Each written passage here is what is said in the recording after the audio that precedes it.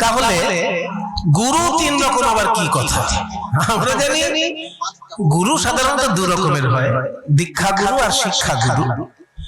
দীক্ষা গুরুর কৃপা সবাই পায় না, কিন্তু শিক্ষা গুরুর কৃপা সবাই পেতে চায়। আপনার প্রাইমারি স্কুল থেকে শুরু হয়ে গেল শিক্ষা গুরু। আপনি যখন আজকে বাচ্চাদেরকে জিজ্ঞেস করছিলাম কোন ক্লাসে পড়িস, তো বাচ্চাদের মধ্যে একজন বলছিল কেজি 2 বলছিল। তাহলে কেজি 2 মানে জানিস? কেজি মানে ক কেজি? 5 কেজি না 10 কেজি? বলে কেজি 2 মানে 2 কেজি। ওটা নয়, এখানে কেজি মানে কিলোগ্রাম নয়, এটা অনেকেই জানে না। ওই বাচ্চাটির তো দোষ নেই, ওদেরকে জানানো হয় না, সেটা আমাদের দুর্ভাগ্য। আমরা যদি প্রথমেই জানিয়ে দিতে পারি তাহলে তোরা ঠিক উত্তরটা দেয়। আমরা জানাতে পারি না, সেটা আমাদের দুর্ভাগ্য। আমরা হয়তো শিক্ষক ঠিক নই। কেজি মানে কি? আমরা জানি কেজি মানে কিলোগ্রাম। 1 কেজি চাল, 2 কেজি চাল মানে কিলোগ্রাম। 1000 গ্রামে 1 কিলোগ্রাম। মাইকটা এখনো ঠিক মনোমতো হয়নি, তুমি একটু চেষ্টা করো। তাহলে যেটা কিলোগ্রাম মানে 1000 গ্রাম, কিলো মানে 1000। আসলে বিদেশি শব্দগুলো আমাদের উপর চাপানো হয়েছে, তো আমরা জানি না কিলো মানে 1000, কারণ ওটা গ্রিক শব্দ। এবার গ্রিকদের থেকে ইংরেজরা শিখেছে, ইংরেজরা গ্রিকদের থেকে ধার করা ভাষা আমাদের উপর চাপিয়েছে। তাহলে নকলের নকল কষ্ট নকল আমাদের ভাষা দাঁড়িয়েছে যে 7 নকলে আসল খাস্তা। একটা কথা আছে না যে একটা জিনিস যদি 7 বার নকল করা হয় তাহলে আসলটা একেবারে মান সম্মান সব শেষ হয়ে যায়। আসলটাকে তখন আর খুঁজে পাওয়া যায় না, এমন অবস্থা হয় আসলটা, যে সঠিক আসলটা কি সেটা খুঁজে পাওয়া মুশকিল হয়ে যায়। তো ইংরেজরা শিখেছিল গ্রিকদের থেকে যে 1000 মানে কিলো, কিলো মানে 1000, সেটা কিলোমিটার হতে পারে, তখন কেএম, কিলোগ্রাম হতে পারে, কিলো লিটার হতে পারে, কিলো যাই হোক, কিলো মানে 1000। তাহলে কিলোগ্রাম মানে 1000 গ্রাম। তো ইংরেজরা গ্রিকদের থেকে শিখে আমাদেরকে শিখিয়েছে। তার মানে বুঝতে পারছেন, নকলের নকল শিক্ষা আমরা লাভ করেছি। তাহলে কিলোগ্রাম মানে যদি 1000 গ্রাম হয়, তাহলে কেজি 2 মানে কি 2000 গ্রামের ক্লাস?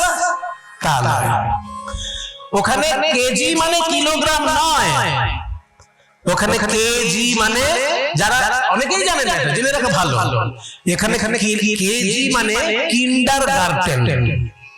কিন্ডার গার্টেন সেটাও আবার ইংরেজদের ধার করা ভাষা। ওটা উপদেশ থেকে তারা শিখেছে, ওটা ওদের নিজের ভাষা নয়। মানে একটু ইংরেজি পড়াশোনা করেছিলাম বলে এই ভেতরে গোলযোগগুলো আমি বুঝতে পারছি। সাধারণ মানুষের তো ভেতরে প্রবেশ করা সম্ভব নয়।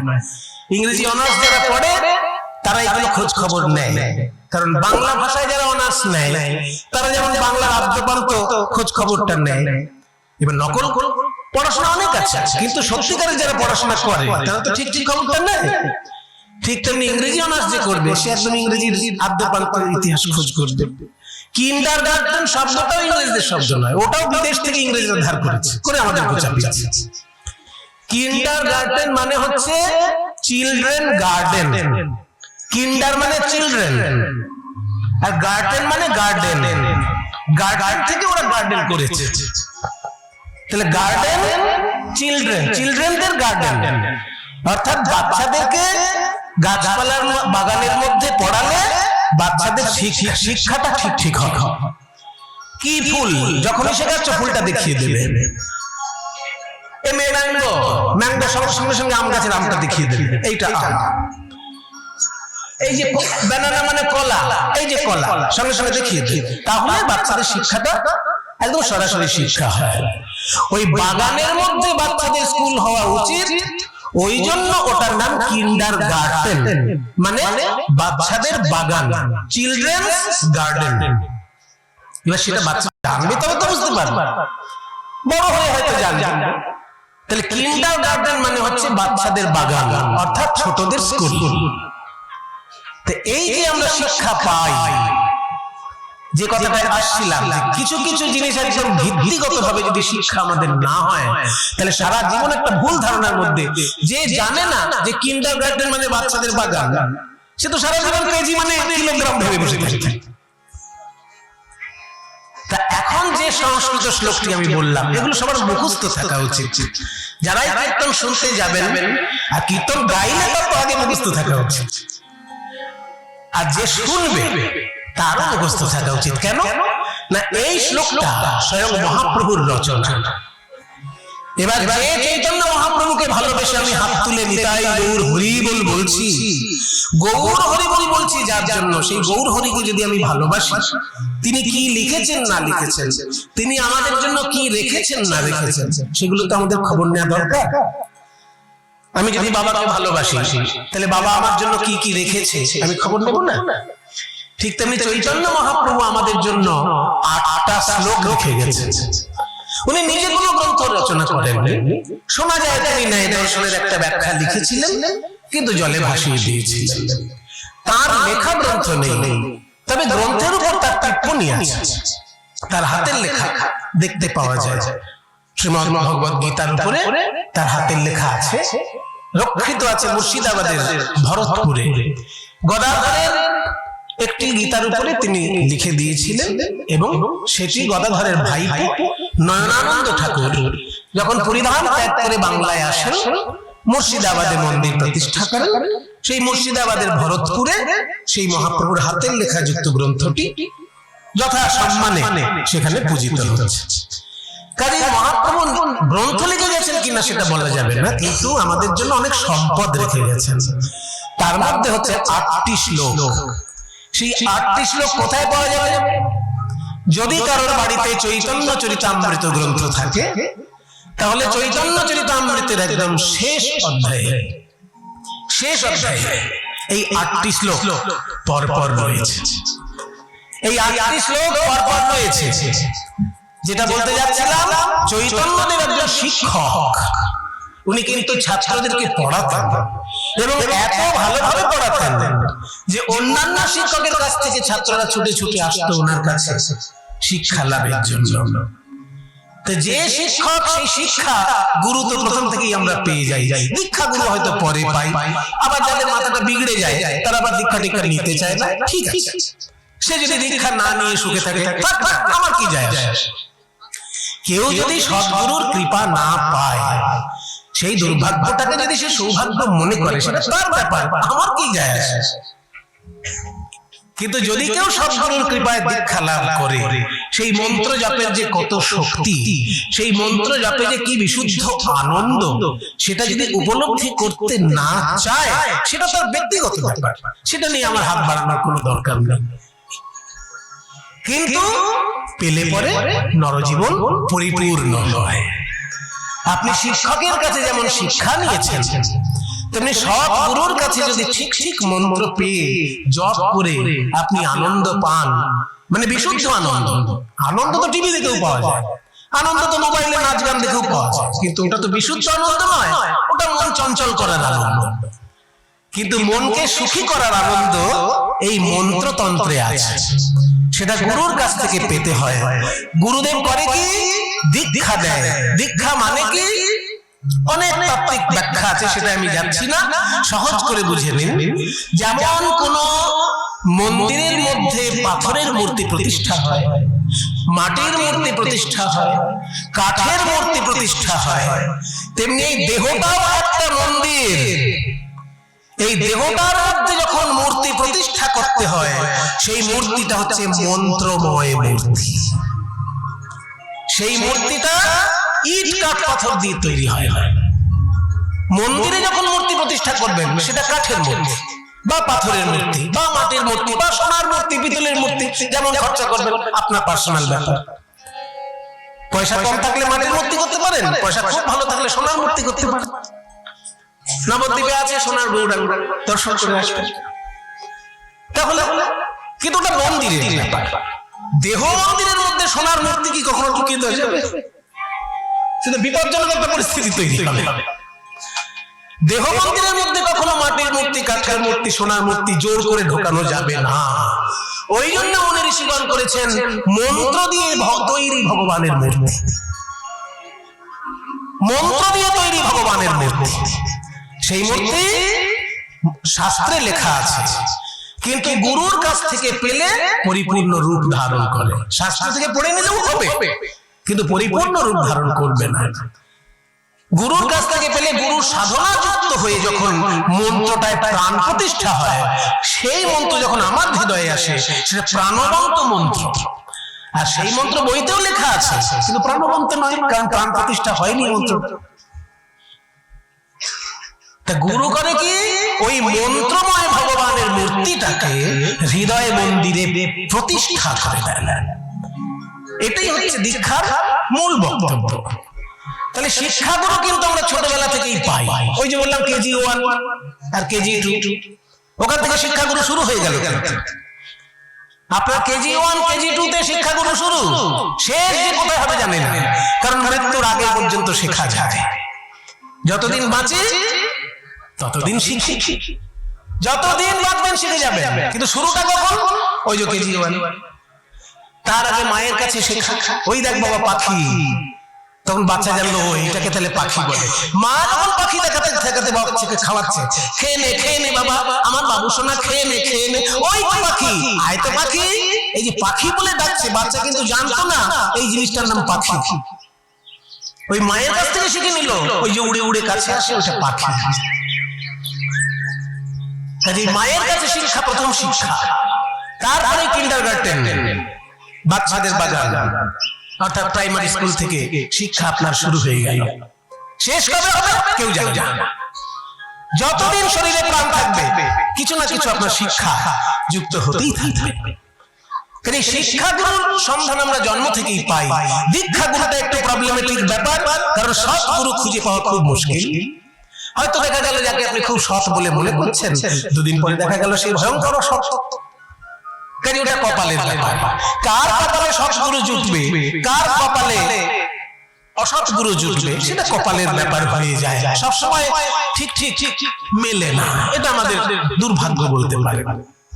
আমার যেমন সৎ গুরু লাভ হয়েছে, আমি বুক বাজিয়ে বলতে পারি। আমার গুরুদেব শ্রীমৎ বৈষ্ণব চরণ দাস বাবাজি মহারাজ মাত্র 11 বছর বয়সে তিনি গৃহত্যাগ করেছিলেন ভগবানকে ভালোবেসে। এনাদের জীবন স্মরণ করলেও দিনটা ভালো যায়, জীবন মঙ্গলময় হয়ে ওঠে এনাদের জীবনটা স্মরণ করলে। মাত্র 11 বছর বয়সে সর্বস্ব ত্যাগ করে, গৃহত্যাগ করে কৃষ্ণ নামে, নিতাই গৌরের নামে শ্রীপাদ রামদাস বাবাজি মহারাজের চরণে আত্মসমর্পণ করেছিলেন। 11 বছর বয়সে বাড়ি ঘর ছেড়ে চলে এসেছে। বাড়ি ঘর ছেড়ে চলে এসেছে মানে এই নয় যে বাঙালির মতন শুধু বাড়িতে বাড়িতে ভিক্ষে করে খেয়ে বেরিয়েছে, তা নয়। উনি পড়াশোনা করেছেন, বৃন্দাবনে গিয়ে কঠিন সংস্কৃত সাহিত্য পড়াশোনা করেছেন। 5টা এমএ এর সমতুল্য জ্ঞান অর্জন করেছেন গৃহত্যাগ করার পর। লোকে পড়াশোনা করে চাকরি পাবার লোভে, ওনাদের চাকরি পাবার লোভে নয়, ঈশ্বরকে জানার জন্য পড়াশোনা। গৃহত্যাগ করে এসেছেন আশ্রমে। রামদাস বাবাজি মহারাজ বললেন যে যদি সংস্কৃত চর্চা না করো তাহলে 6 গোস্বামী যে কি লিখে গেছেন কোনোদিন বুঝতেই পারবে না। কারণ তারা সংস্কৃতে লিখেছেন, তারা ফার্সি ভাষা জানতেন কিন্তু ফার্সিতে লেখেন, তারা বাংলা জানতেন কিন্তু বাংলায় লেখেননি, ইংরেজি জানতেন না কারণ ইংরেজিরা তখন দেশে আসেন। সংস্কৃত জানতেন, ফার্সি জানতেন। ফার্সি জানতেন কেন? সরকারি চাকরি করতেন। এখন যেমন সরকারি চাকরি করতে গেলে হিন্দি কিংবা ইংরেজি জানলে সুবিধে হয়, তখনকার দিনে সরকারি চাকরি করতে গেলে ফার্সি ভাষা থেকে শিখতেই হবে। এটা ঘাড়ে চাপানো ছিল। তুমি হিন্দু হও আর মুসলমান হও, সব সরকারি চাকরি যদি চাও ফার্সি শিখতে তুমি ভালো, না শিখলে চাকরি হবে না। এগুলো ঘাড়ে চাপানো ছিল নবাবী। এটা শেষ হয়েছে সেদিন নয়, ইংরেজরা আসার পরেও ফার্সি ভাষা আমাদের ঘাড়ে চাপানো ছিল। ইংরেজরা ইংরেজিটা আমাদের মধ্যে চট করে চাপাতে পারে। দলীয় দস্তাবেজ লেখা হতো ফার্সি ভাষায়, অথচ ইংরেজ শাসক। এটা শেষ হলো কবে? 1830 খ্রিস্টাব্দে। 1830 খ্রিস্টাব্দে ইংরেজ এসে গেছে তো 1757, কিন্তু 1830 পর্যন্ত চিন্তা করে প্রায় 70-80 বছর ইংরেজরা আসার পরেও ফার্সি চলেছে দলিল দস্তাবেজের ভাষা হিসেবে। সেই জন্য ফার্সি ভাষা না শিখলে নবাবী আমলে সরকারি চাকরি পাওয়া যেত না, সেই জন্য তারা জানতেন। কিন্তু তারা তাদের সাধন ভজনের কথা অফিসিয়াল ল্যাঙ্গুয়েজে লিখেনি, ওটা ছিল অফিসিয়াল ল্যাঙ্গুয়েজ। তো অফিসিয়াল ল্যাঙ্গুয়েজে সাধন ভজনের কথা কেন লিখতে যাবো? জানতেন কিন্তু লেখেন। লাস্ট যে মানুষটি ফার্সিও জানতেন, সংস্কৃতও জানতেন, ইংরেজিও জানতেন, সেই মানুষটি হচ্ছেন রাজা রামমোহন রায়। রাজা রামমোহন রায় হচ্ছেন সেই মানুষ যিনি নবাবী আমলের শিক্ষাও জানতেন, আবার ইংরেজদের আমলের নতুন শিক্ষাও শিখেছিলেন, আর বাংলা সংস্কৃত তত্ত্ব একদম ধাতস্থ হয়েছিল। তাই ফার্সিও জানতেন, ফার্সি ভাষায় লিখেছেন রাজা রামমোহন রায় গ্রন্থ। ওনার লেখা গ্রন্থ পাওয়া যায় ফার্সি ভাষায়। তার থেকে তো আরো 300 বছর আগে রূপ সনাতন, রাজা রামমোহনের থেকেও 300 বছর আগে রূপ সনাতনের জীবন। কাজে ওনারা ফার্সি জানতেন, লেখেন ওনাদের ব্যক্তিগত ব্যাপার, কিন্তু সংস্কৃত ওনারা লিখেছেন। তাই সংস্কৃত না জানলে রূপ সনাতনের ভাবার্থ জানতে পারবে না। সেই জন্য রামদাস বাবাজি মহারাজ সংস্কৃত শিক্ষার জন্য আমার শ্রী গুরুদেবকে বৃন্দাবনে পাঠালেন। তিনি বৃন্দাবনে 15টা বছর ধরে সংস্কৃত ভাষা চর্চা করে 5টা ডিগ্রি অর্জন করেছিলেন। এক একটা ডিগ্রি এক একটা এম এর সমতুল্য। সংস্কৃত ভাষায় এক একটা ডিগ্রি অর্জন করেছেন যে আমার গুরুদেব, এক একটা ডিগ্রি এক একটা এম এর সমতুল্য। 5টি ডিগ্রি অর্জন করেছিলেন। ওই জন্য তাকে বলা হতো পঞ্চতীর্থ। তখনকার দিনে ডিগ্রিকে তীর্থ বলা হতো। এখন যেমন M A pass, MSc, MCom এসবগুলো বলে না, তখনকার দিনে তীর্থ বলা হতো। ব্যাকরণ তীর্থ, কাব্য তীর্থ, স্মৃতি তীর্থ, এগুলো পেছনে একটা তীর্থ করে থাকতো। তা আমার শ্রী গুরুদেব ছিলেন পঞ্চতীর্থ, অথচ সব সময় হাস্যময় ছিলেন। দেখে ওনাকে মনেই হতো না উনি এত বড় পণ্ডিত মানুষ। এত সহজভাবে শিশুদের সঙ্গে মিশতেন, এত সহজভাবে সকলের সঙ্গে মিশতেন। পাণ্ডিত্যের অভিমানের বিন্দু মাত্র ওনার ভিতরে ছিল না। সেগুলো আমার সৌভাগ্য যে সেই রকম একজন মহামানবকে আমি গুরুদেব রূপে পেয়েছি। সবার তো সৌভাগ্য হয় না, কি করা যাবে। দীক্ষা গুরুর কৃপাটা কপালের উপর নির্ভর করে। যদি কেউ পেয়ে যায় সৎগুরু, খুব ভালো কথা। তাই শিক্ষাগুরু আমরা ছোট থেকেই পাই, দীক্ষা গুরুটা বড় হয়ে পাই। ভালো কপাল থাকলে ভালো গুরু পাওয়া যায়। কিন্তু 3 নম্বর গুরু আবার কোনটা? শ্রীকৃষ্ণ সুদামাকে বলেছিলেন 3 রকমের গুরুর 3 রকমের দক্ষিণা। তা আমরা তো জানি গুরু 2 রকম, শিক্ষা গুরু আর দীক্ষা গুরু। 3 রকম আবার গুরু কি? তখন শ্রীকৃষ্ণ বলেছিলেন গুরু 3 রকমের মধ্যে প্রথম গুরু কে জানিস? বাবা মা। শ্রীকৃষ্ণের মূল বাণীগুলো সবসময় শুনবেন, তাহলে জীবনে বিভ্রান্ত হবেন না।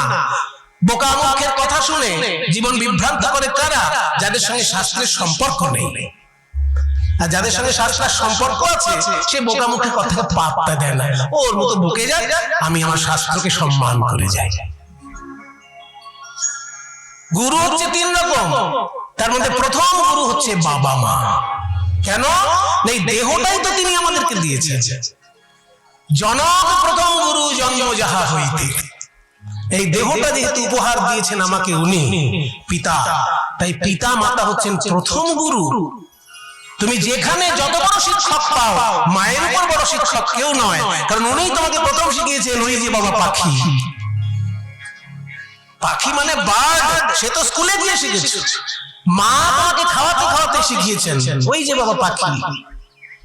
কাজে মায়ের শিক্ষার উপরে কোনো শিক্ষা নয়। তাই মা বাবা প্রথম গুরু। দ্বিতীয় প্রকারের গুরু হচ্ছে দীক্ষাদাতা, শিক্ষাদাতা। আর তৃতীয় প্রকারের গুরু হচ্ছে অন্তর্যামী রূপে ভগবান। এই 3 রকমের গুরু হয়। তার মধ্যে প্রথম গুরু হচ্ছে মা বাবা। তার দক্ষিণা কোনটা? দক্ষিণা মানেই কিন্তু টাকা পয়সা নয়। দক্ষিণা মানে আপনি যা পেলেন তার প্রতিদান দেবার চেষ্টা করলেন। প্রতিদান হয় না, আপনি যা পাবেন তাই ঘুরিয়ে দেবেন, এটা হয়ে ওঠে না, চেষ্টা করা হয়। তা প্রতিদান দেবার চেষ্টা করতে হয়, তাকেই বলে দক্ষিণা। আমার বাবা মা যদি প্রথম গুরু হন, তার প্রতি দক্ষিণা কোনটা? না সৎ উপদেশ মেনে চলা।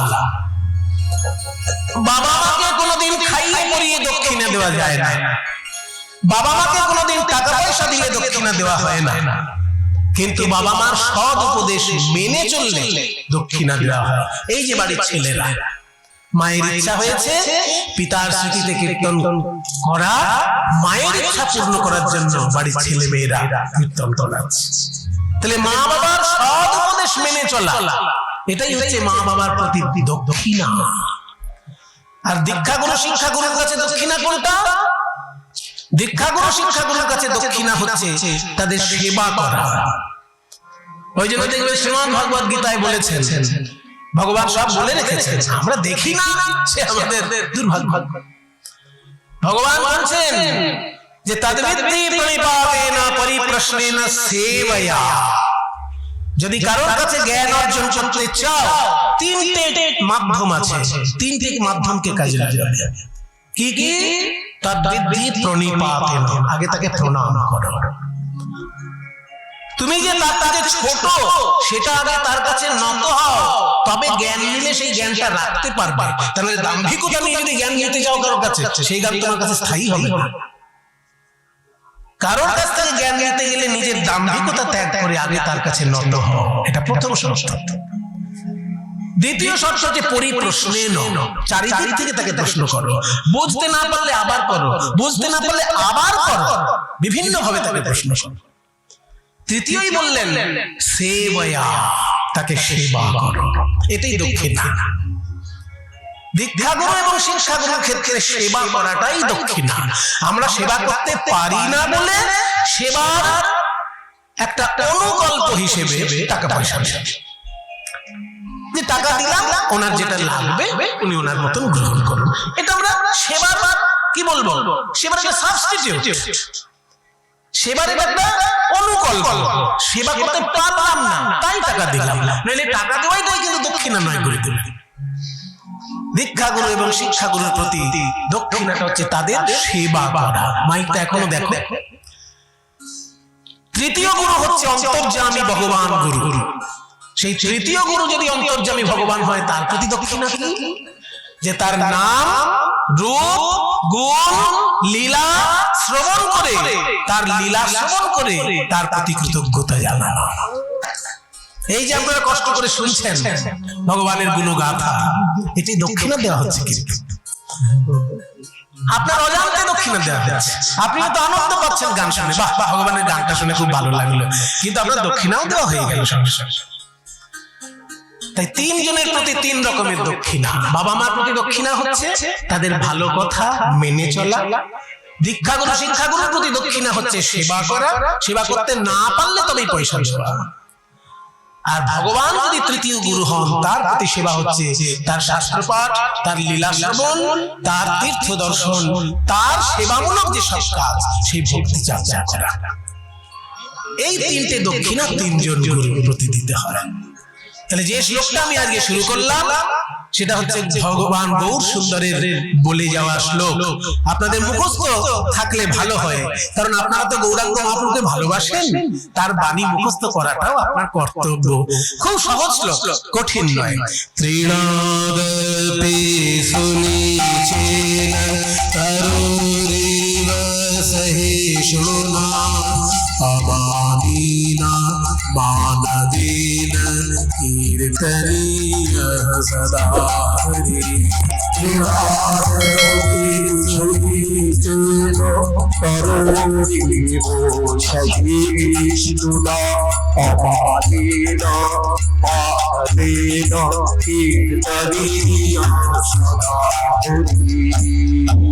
মায়েরা একটু আমার সঙ্গে বলবেন, তাহলে আপনাদের মুখস্থ হয়ে যাবে। বলুন তো সবাই, তৃণাদপি। সবাই বলেনি, কেউ কেউ বলছে আর কেউ মজা দেখছে। দয়া করে কেউ মজা দেখবেন না, কারণ বিষয়টা গৌরাঙ্গ মহাপ্রভুর বাণী। এটা যদি আমরা বলতে পারি, এটা যদি আমরা শুনতে পারি, আর এটা যদি মুখস্থ করতে পারি, আমাদের জীবন ধন্য হবে। কাজে সবাই বলবেন, ভুল হোক, আপনার উচ্চারণ যদি না হয় তাতে কিচ্ছু যায় আসে না, কারণ ভগবান হচ্ছেন ভাবগ্রাহী। ভগবান আপনার ভাবটাই দেখবেন, আপনার উচ্চারণ ঠিক হচ্ছে কিনা ওটা ভগবান দেখবেন না। আপনি বলুন, সবাই বলুন, তৃণাদপি সুনিচেন তরোরিব সহিষ্ণুনা অমানিনা মানদেন কীর্তনীয়ঃ সদা হরিঃ। এইবার মানেগুলো শুনবেন। তৃণাদপি মানে ঘাসের থেকেও, সহজ করে একদম বুঝে নেন, জলের মতো বুঝে নেন। তৃণ মানে কি? তৃণাৎ মানে ঘাসের থেকে। ওপি, ওপি মানে ও মানে যখন আমরা জোর দিয়ে কথা বলি, যেমন আমি যাব এটা বলা, আর আমি ও যাব এটা বলা এক জিনিস তো নয়। কেউ যাচ্ছে তার সঙ্গে আমি যাচ্ছি, আমিও যাব।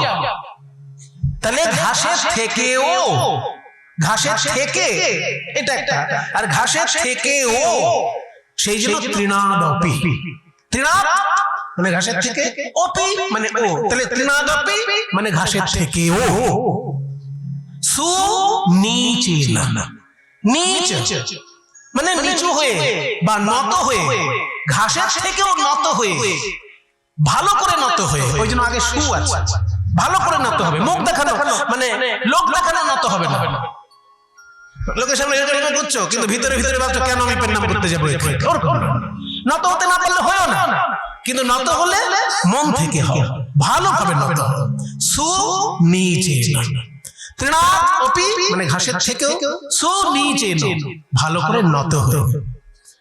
তররিব, তর মানে গাছের, ইব মানে মতো, তাহলে তররিব মানে গাছের মতো। সহিষ্ণু না সহ্য ক্ষমতা অর্জন করে, সহিষ্ণু মানে সহ্য ক্ষমতা আছে যা, সহিষ্ণু।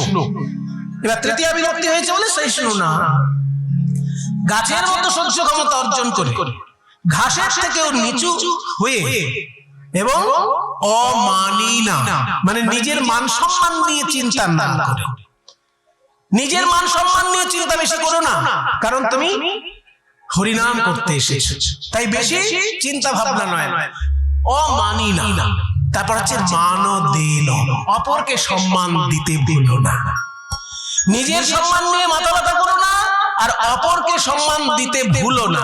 এই চারটে জিনিস অনুসরণ করে কেউ যদি হরিনাম গাইতে পারে, সে ঈশ্বরের প্রেম লাভ করবে করবে। যে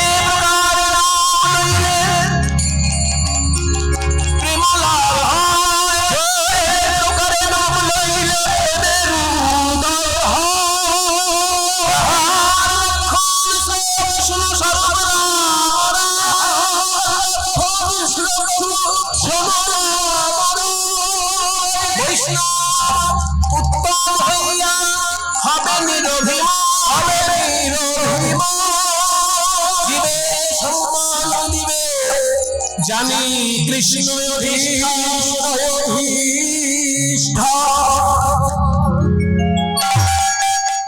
জীবে সম্মান দেবে, প্রত্যেকটি মানুষকে, প্রত্যেকটি জীবকে সম্মান দেবে, জানি এই জেনে কৃষ্ণ অধিষ্ঠান, যে আমার ভগবানও ওর মধ্যে আছে, ওর মধ্যে আমার ভগবান আছে, সেই জন্য অপরকে সম্মান দেবে। জীবে সম্মান দিবে জানি কৃষ্ণ অধিষ্ঠান। বৈষ্ণব নিজে উত্তম হলেও অভিমান করবে না, এই নিয়মে হরিনাম করতে হবে। এই বাণীটা মহাপ্রভু আমাদেরকে শিখিয়েছেন। আমরা যদি মানতে পারি খুবই ভালো, আর মানতে যদি না পারি, মুখস্থ যদি থাকে, তাহলে অন্তত মানার চেষ্টাটা তৈরি হবে। সেই জন্য আপনাদেরকে বললাম এটা পুরো মুখস্থ করে নিন। আর একবার সবাই বলুন, তৃণাদপি সুনিচেন তরোরিবা সহিষ্ণুনা অমানিনা মানদেন কীর্তনীয়ঃ সদা হরিঃ। কীর্তনীয়ঃ মানে কীর্তন করা উচিত।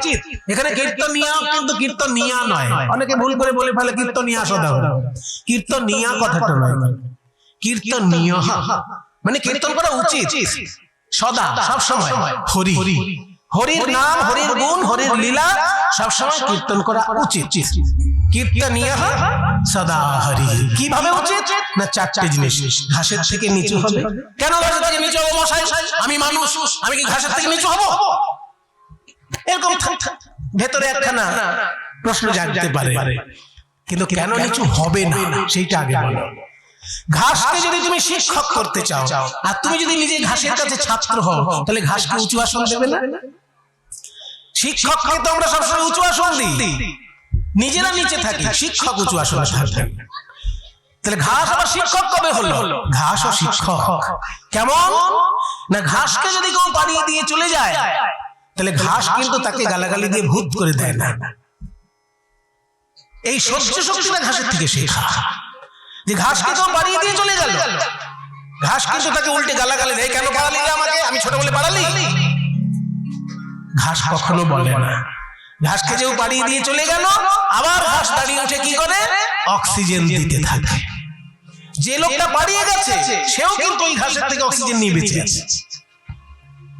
কাজে তোমাকে কেউ উপকার করুক বা না করুক, তুমি এক ধার থেকে সকলকে উপকার করবে, এই শিক্ষা ঘাস আমাদেরকে দিচ্ছে। ওই জন্য ঘাস ও শিক্ষক, আমি ছাত্র, ঘাসের থেকেও নিচুতে নামতে হবে নিচে। ওই জন্য মহাপ্রভু বলছেন ঘাসের থেকেও নিচু হয়ে, কারণ ঘাসের থেকেও শেখার জিনিস আছে। ঘাসের থেকে নিচু হয়ে গাছের মতো সহ্য ক্ষমতা অর্জন করে।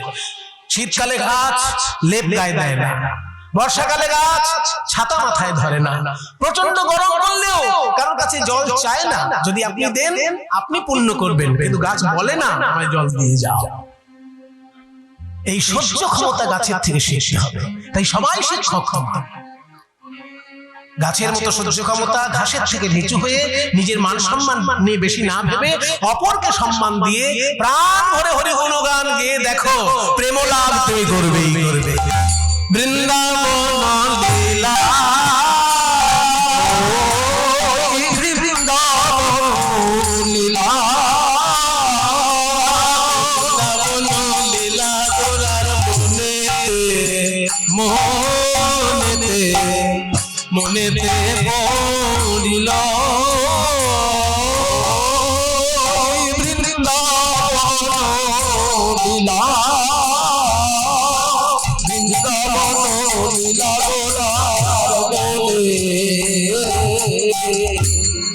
মনেতে পড়িল। আজ মনে ভাবসুর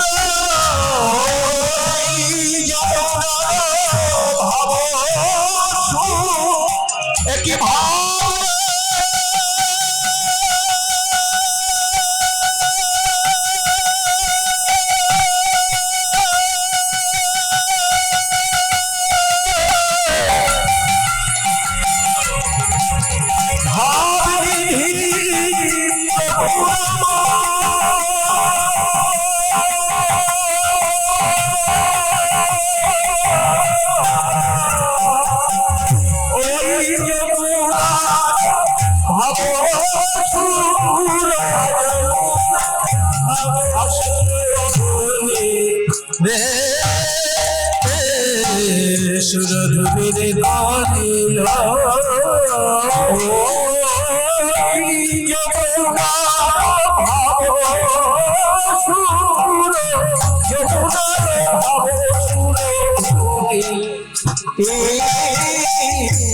সুরধুরে করিল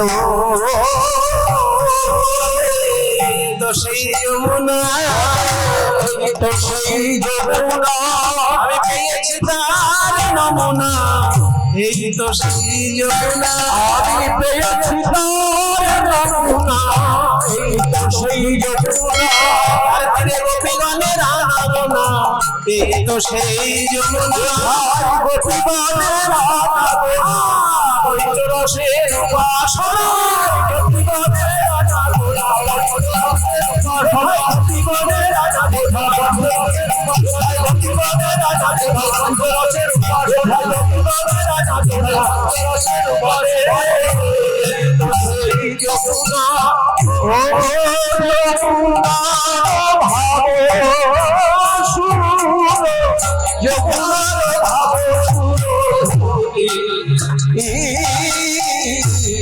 সুরধুরে করিল।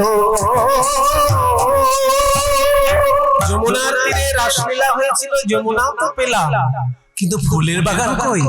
ফুল মল্লিকা মালতী জুথি, এই তো ফুল। ফুল বন দেখি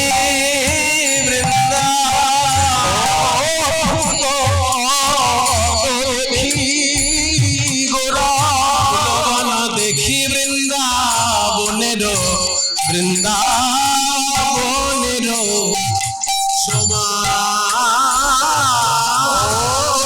ফুল দেখি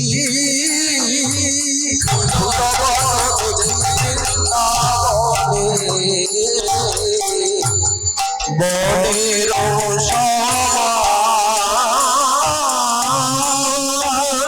সহচর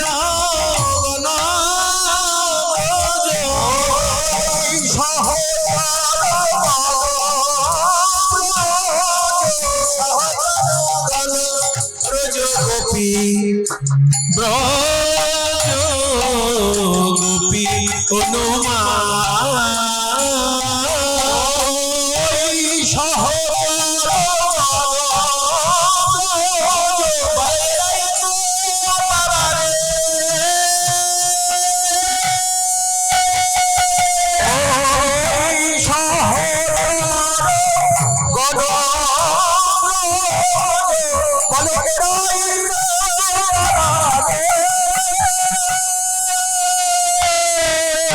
মধুর বৃন্দাবনে ছিল যারা বৃন্দাবনে ছিল যারা এরা